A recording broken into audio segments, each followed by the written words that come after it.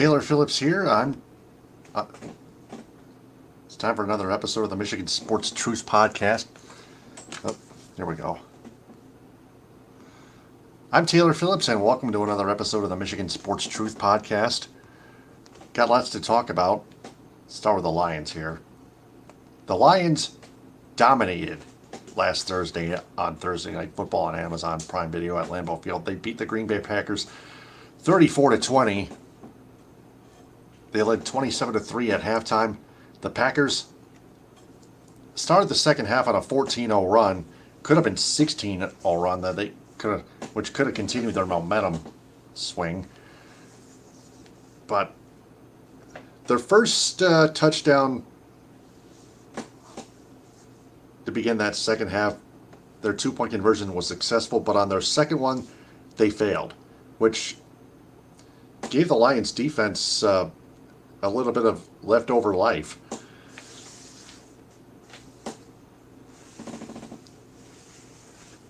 Got a few. Lions defense racked up a few sacks again. Aiden Hutchinson, Isaiah Buggs, Alexander Zaloni.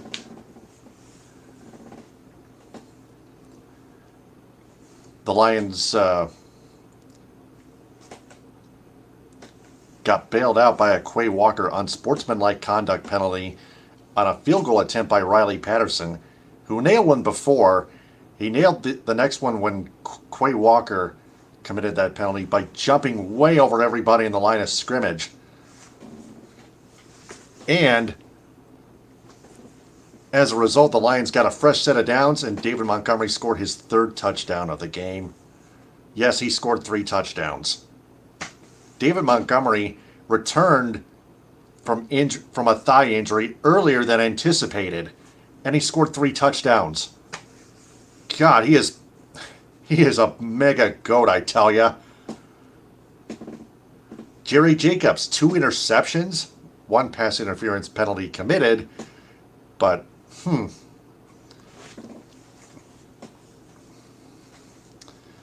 yeah, Jerry Jacobs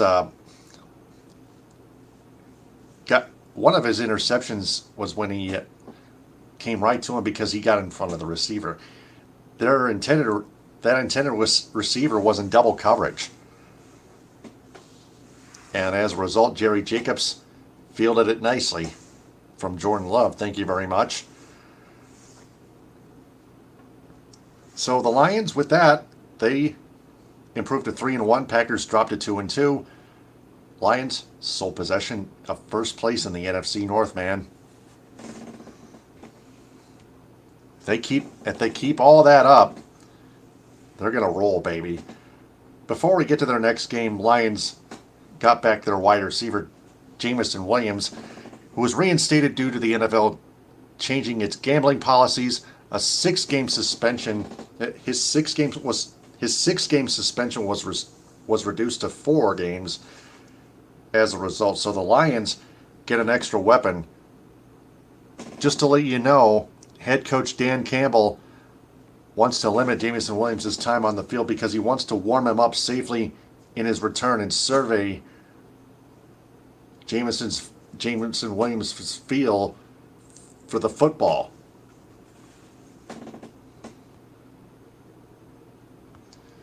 So we might see limited playing time from Jameson WIlliams at Ford Field when the Lions return home to take on the winless Carolina Panthers Sunday at 1 on Fox. The Lions favored by -9. Bryce Young, quarterback for the Carolina Panthers, a former quarterback for the Alabama Crimson Tide, only 503 passing yards. I wonder if he's only getting warmed up. The Lions still have David Montgomery as their running back.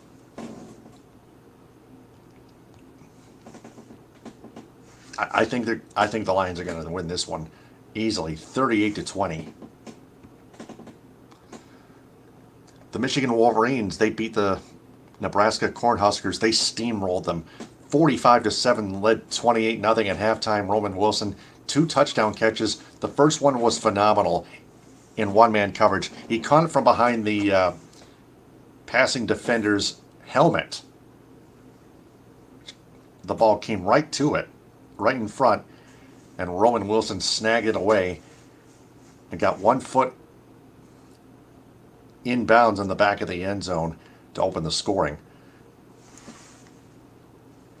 Michigan's secondary kind of stumbled at times, but the rest of their defense, they pass rushed well, and their defense just grounded Nebraska's offense all game long. Michigan just kept on rolling without even looking back.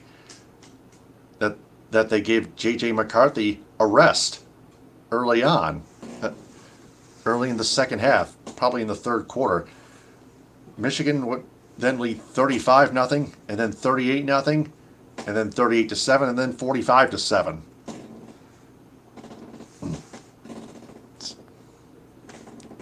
It's no secret that the Wolverines are still ranked second. Georgia's been playing a little iffy as of late, although those Bulldogs are still ranked number 1. Here, the Wolverines 5-0. They travel to Minnesota to play the Golden Gophers Saturday at 7:30 on NBC. Darius Taylor is the deadly weapon here. 532 rushing yards for the Gophers, 4 touchdowns, 87 carries. But the Wolverines, the way their defense has been playing and their offense altogether, favored by 20.5 points. The Wolverines will win, in my prediction, 42-17. They'll cover.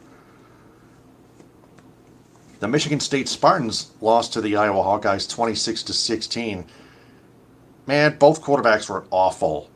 Noah Kim, 3 interceptions thrown for MSU. Deacon Hill for Iowa, only 11 for 27 for only 115 passing yards. He even threw an interception.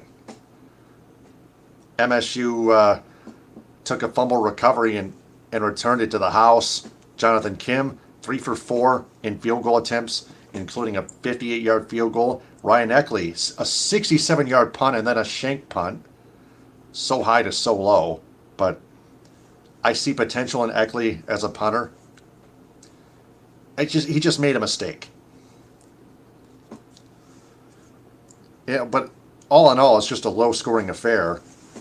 Then that punt return for a touchdown return by Cooper DeJean was the epitome of that ending, and then Iowa sealed MSU's fate, or win probability, rather, if you will, with a field goal to pull away by 10, 26-16. The Spartans get their bye week. Plus, finally, Bally Sports Detroit has fired Tigers play-by-play commentator Matt Shepard. I didn't see this type of news coming when it broke today, but there have been plenty of Tigers fans that wanted him gone when they were watching the action on their flat-screen television.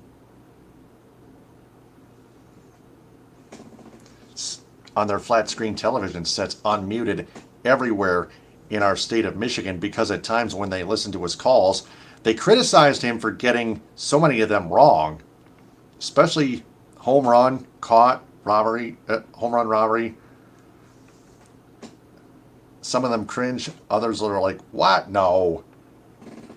All of that torture finally came to an end today. Some local fans and bloggers liked him. They thought he was a good guy, but business is business. One of them bashed him for his views outside of the sports world. But most Tigers fans want Mario Mpemba back, all that being said, but they have to realize he was fired back in 2018 for getting into a physical fight with then color commentator Rod Allen back in Chicago, who also got fired for the exact same reason. If Bally and the Tigers organization had too much heart not to reinstate Mpemba, for instance, They actually could do so. At least he already then won't have to deal with Allen's BS ever again. But for now, Bally and the Tigers organization are searching nationwide for their next man, and he has to sound more professional, more accurate, and not get into any trouble. So, that is it for another episode of the Michigan Sports Truth Podcast. Know what we've learned segment this week. Ed is still off. I'm Taylor Phillips flying solo. Follow the Michigan Sports Truth Podcast on Twitter and Instagram at Michigan_Truth, and like its Facebook page. Subscribe to its YouTube channel at the Michigan Sports Truth Podcast. Like our videos and turn on all notifications on the bell icon. And follow and listen to it in audio form on Spreaker.